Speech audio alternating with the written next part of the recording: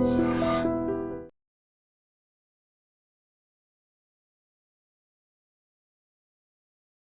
Gold trusted gold buyers మీరు తాకట్టు పెట్టిన బంగారాన్ని విడిపించి ఈ రోజు ఉన్న మార్కెట్ ధరకు కొనబడను. ఎల్బీనగర్ పోలీస్ స్టేషన్ లో కానిస్టేబుల్ సాయి కుమార్ ఆత్మహత్య చేసుకోవడంతో సాయి కుమార్ కుటుంబ సభ్యులు, ఇక్కడ ఉన్నటువంటి బంజారా సేవాదళ్ళు సంఘం నేతలు, అలాగే సాయి కుమార్ తో పరిచయం ఉన్న ప్రతి ఒక్కరి వార్త తెలిసి ఒక్కసారిగా షాక్ అయిపోయి ఇక్కడికి వచ్చారు.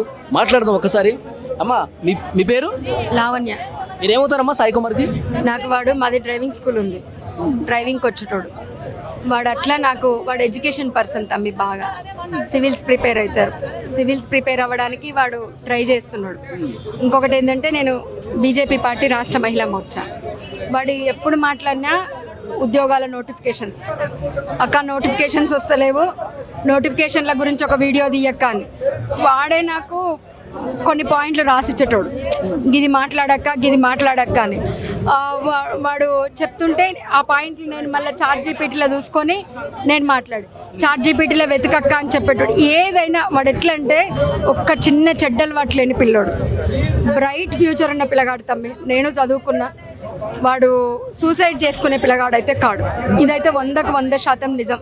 వాడు సూసైడ్ చేసుకున్నంత పిరికోడు కాదు, అన్మెచ్యూరిటీ పర్సన్ కాదు, గార్వంగా పెరిగినోడు కాడు. ఎందుకంటే వాడు హాస్టళ్ళల్లో పెరిగిండు, వానికి ఎట్లుంటుందో తెలుసు.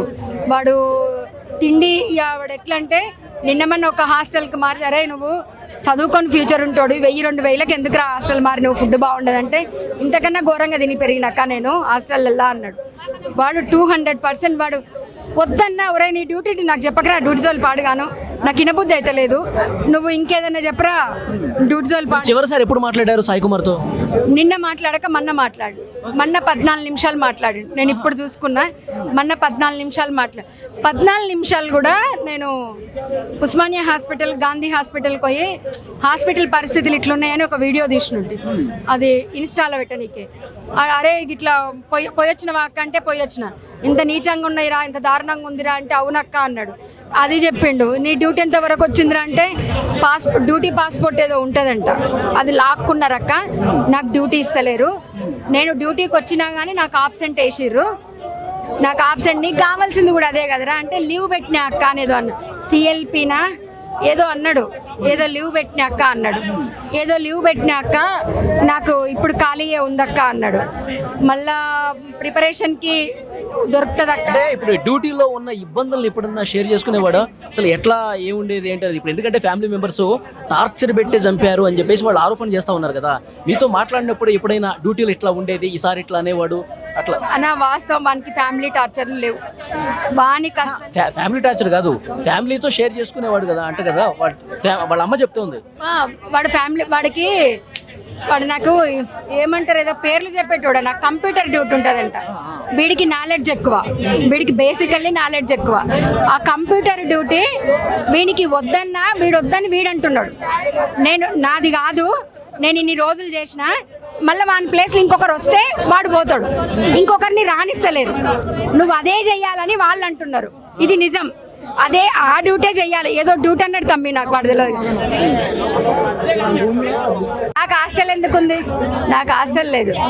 నాకు వాడు డ్రైవింగ్ స్కూల్ ఉంటే పరిచయం, తర్వాత వాడు పొలిటికల్గా సబ్జెక్టులకు కానీ నేను ఏదన్నా మాట్లాడాలనుకుంటే, ఒక ఇన్స్టాలో పొలిటికల్ ఏమన్నా పెడుతుంటే, వాడు విద్యార్థుల సమస్యలు ఎట్లుంటాయి, ఎవరి సమస్యలు ఎట్లుంటాయి, రాజకీయ వ్యవస్థ ఎట్లుంది అన్నీ నాకు ఎక్కువ కన్వర్జేషన్ విశ్లేషించి చెప్పేటోడు. వాడు హాస్టల్ అవి కాదు, వాడు నిన్నమన్నా పోయి కూడా ఎక్కువ రోజులు కాలేదు, 4-5 రోజులే అవుతుంది హాస్టల్కి పోయి. వాడు విశ్లేషించి చెప్పేటోడు. వాని డ్యూటీల సమస్య అయితే, వాడు ఏదో కంప్యూటర్ డ్యూటీ వానికి ఇచ్చిరు తమ్మి.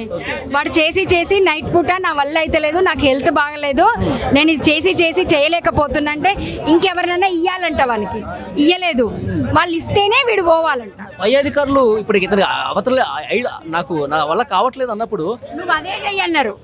అరే సిఐ తిట్టిండాక నన్ను ఈరోజు ఒక 4-5 డేస్ బ్యాకే, ఎక్కువ కూడా కాదు, సిఐ తిట్టిండాక ఈరోజు వాడు ఏసీపీ ఎవరో ఉంటారు కదా, ఆయనకి ఎవరితోటో ఫోన్ చేయించిండు. ఫోన్ చేపిస్తే ఆయన వీడిని తిట్టిండంట, సిఐ అంటే ఆయన సిఐ వీడిని తిట్టిండు. ఓరోరికి ఎందుకు ఫోన్ చేయించినావు, నువ్వు ఏసీపీ సార్కి ఫోన్ చేపిస్తావా అని తిట్టిండంట. తిట్టినాక నాకు ఇది నేను చేయలేకపోతున్నా, నా హెల్త్ బాగాలేదు, నేను ఈ ప్రెజర్ పడలేను అని చెప్తే రైటర్ నన్ను టార్చర్ పెడుతున్నాడక్క. న్యాయంగా నాది అడిగితే నాకు చేస్తలేరక్క. రైటర్ నాకు టార్చర్ పెడుతున్నాడక్క. రైటర్ లాక్కున్నాడు, ఏదో పాస్పోర్ట్ అయితే డ్యూటీ పాస్పోర్ట్ లాక్కున్నారంట, ఆబ్సెంట్ వేస్తున్నారు. డ్యూటీ పాడుగాను వదిలిపెట్టరా, నీవే వదిలిపెడతా అంటున్నావు కదరా, వదిలిపెట్టరా, నువ్వు పోయి ప్రిపరేషన్ అవుతావంటే కదంటే అదే చూస్తున్నాక్క అన్నాడు. వానికైతే డ్యూటీ టార్చర్, వాడు సచ్చటోడు ఆడతాం, సచ్చకం అయితే మరీ దారుణం తమ్మి. వాడిని పనిష్మెంట్ ఇస్తే అది మనకు ఒక వరం తెలుసా. వాడు ఏదో ఆఫీసులు ఉంటాయంట, ఏదో అటాచ్ చేస్తారో ఇంకేదో చెప్పేది, నాకు కరెక్ట్గా గుర్తుకులేదు. నాకు ఆ అటాచ్ చేస్తే నేను పోదునక్క, నాకు పనిష్మెంట్ ఇస్తే నేను పోదునక్క, పనిష్మెంట్ ఇస్తే నేను ఈ నుంచి పోదునక్క అన్నాడు. పోయి వాడి ప్రిపరేషన్ అయిపో. వాడికి ఇదివరకు ఎవరో మాడుగుల్లా ఒక కానిస్టేబుల్ ఎవరో ఉండి, నేను అక్కడ పోతే సాయన్న నువ్వు ఇక్కడ రా అని చెప్పిండ. మరి అప్పుడు పోవునుంటే అయిపోవు కదరా అంటే అప్పుడేదో నేను పోలే అక్క ఏదో అన్నాడు. మళ్ళీ కొన్ని రోజులు ఏదో చెప్పిండు వాడు. మన డ్యూటీ లాంగ్వేజ్ నాకు తెలియదు కదా తమ్మి, నాకు అర్థమైతే లేదు. వాడైతే 100% తమ్మి. వాడు సూసైడ్ చేసుకుంటాడు కాడు.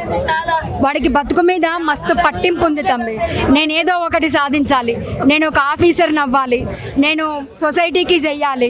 వాడికి ఈ వ్యవస్థ మీద ఈ ఎప్పుడు ఒక మాట అనేటోడు, బ్రిటిష్ కాలం నాటి వ్యవస్థ పోలీస్ డిపార్ట్మెంటు, అంత టార్చర్ ఉంటుందక్క కానిస్టేబుళ్లకు, అంత టార్చర్ ఉంటుందక్క అనేటోడు. అరే వాళ్ళైనా కాకి యూనిఫామ్, మీదైనా కాకి యూనిఫామే కదరా అనేది.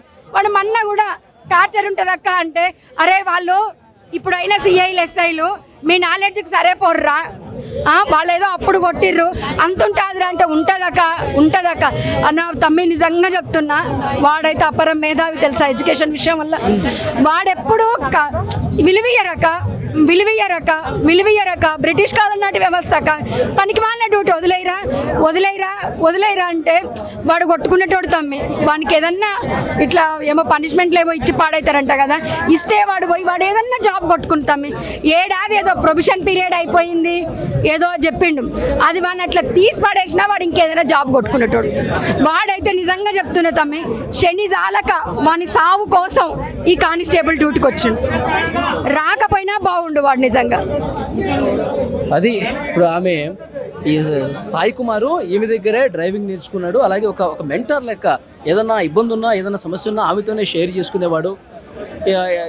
తర్వాత ఇంకా ఏదైనా ఇక్కడ డ్యూటీలో ఉన్నప్పుడు కలిగే ఇబ్బందులన్నీ కూడా చెప్పేవాడని చెప్పి ఆమె చెప్తా ఉంది. సో లాస్ట్ టైం ఫోన్ చేసినప్పుడు కూడా ఈ డ్యూటీలో ఉన్నటువంటి టార్చర్కి సంబంధించి ఈమెతో కూడా షేర్ చేసుకున్నట్టుగా తెలుస్తోంది.